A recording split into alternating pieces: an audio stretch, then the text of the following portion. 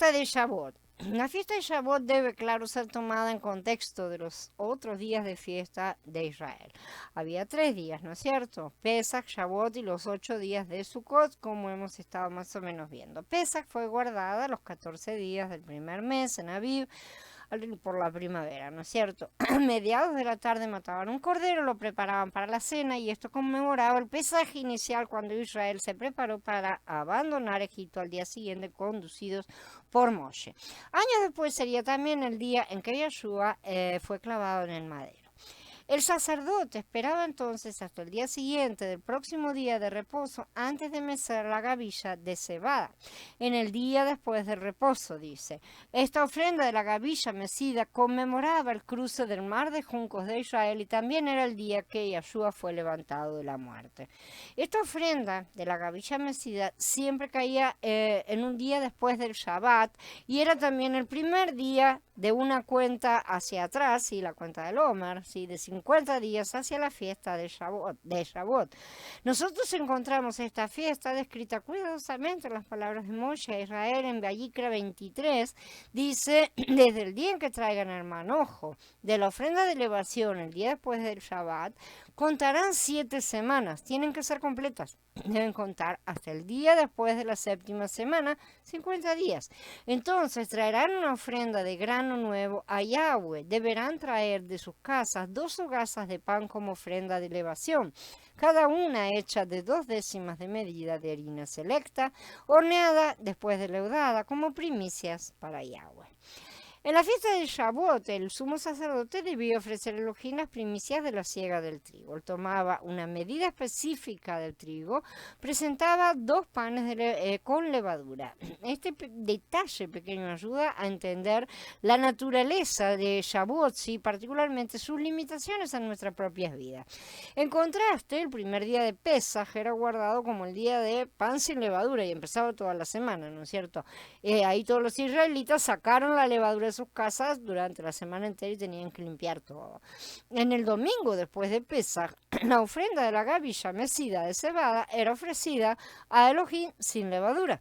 Esto significa que aquellos que son justificados por fe en la sangre del Cordero son imputados justos porque la justicia de Mashiach les hace legalmente perfectos a la vista de Elohim. Pero 7 semanas después, en Shavuot, si la levadura debía ser puesta en la ofrenda pentecostal. Esto fue ordenado por Elohim para mostrarnos una verdad muy importante sobre la unción pentecostal que el Berij Hashah llama el bautismo del Ruach HaKodesh. Nos dice que la santificación es un proceso en el que nosotros todavía estamos leudados.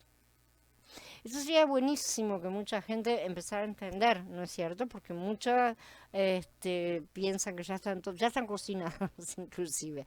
En nuestras vidas reales todavía nosotros estamos imperfectos, aunque hemos sido imputados justos por la sangre del Cordero. Sin embargo, estamos en promesa, exactamente de esa forma. La levadura fue prohibida específicamente en todas las ofrendas y sacrificios a Elohim. Ninguna levadura ninguna ofrenda que representes a Yahweh deberá estar hecha con levadura, porque ninguna levadura ni miel puede convertirse en humo como ofrenda encendida para Yahweh. Dice Vayikra en el capítulo 2. Esta ofrenda no era quemada sobre el altar, era presentada pero no era quemada. La única razón por la que la ofrenda leudada de Shavuot podía ofrecerse era que ya había sido cocinada en fuego, ¿sí? Y eso había detenido la acción de la levadura. Entonces podía ser presentada ahí delante. De cualquier manera no se quemaba. Igualmente, para nuestra experiencia de la ofrenda leudada, para que nuestra experiencia, de la ofrenda leudada sea aceptable a Elohim, nosotros tenemos que presentar nuestros cuerpos en sacrificio vivo a Elohim, como dice Romanillín 12. Si nosotros evitamos el fuego de Elohim, salimos corriendo, seremos inaceptables a Elohim como ofrendas pentecostales. La levadura es un símbolo del pecado, ¿sí? Por eso Pesach debía ser observada sin levadura, porque retrataba a Yahshua, el sacrificio perfecto, el Cordero de Elohim sin mancha, sin contaminación, que debía morir por el pecado del mundo. Y porque su perfección es imputada al creyente, Elohim nos ve como parte de su cuerpo. como vimos antes en Vayikra 2, en el que citamos, ¿no es cierto?, ningún sacrificio de sangre o de harina podía ser ofrecido a Elohim con levadura. ¿Por qué? Porque las ofrendas a Elohim estaban destinadas a retratar la perfección. La levadura es símbolo de imperfección total. Sin embargo, la excepción es la ofrenda pentecostal, donde las instrucciones incluían cocer el pan con levadura, y además está hablando precisamente de un periodo de mezcla. En Shavuot el tipo retratado no es Mashiach, sino la congregación. Cuando Israel estaba en el pecado, el profeta Amós usó sarcasmo al decirles que ofrecieran un sacrificio de pan leudado, porque esto era típico de ellos en su estado pecador. Vengan a Betel y cometan transgresión, a Gilgal, y transgredan más todavía, presenten sus sacrificios a la mañana siguiente y sus diezmos al tercer día. Cosas cerradas. Quemen una ofrenda de gratitud de pan leudado, pésimo.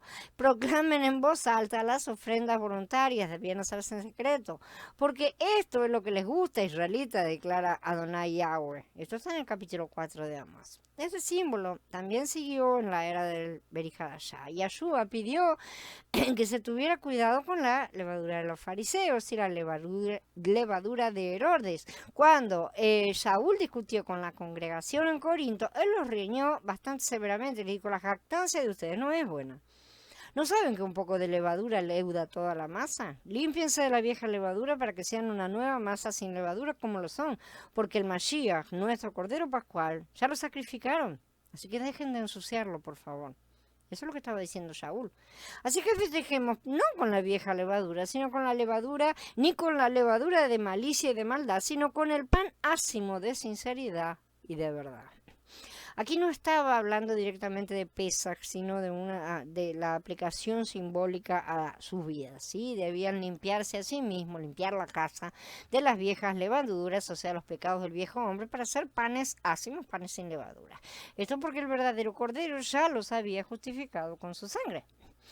Siendo esto el caso, si es así, ¿no es cierto?, que ya nos justificó, debe haber parecido extraño a Moshe y Aarón que Elohim les exigiera que observaran Shavuot con levadura.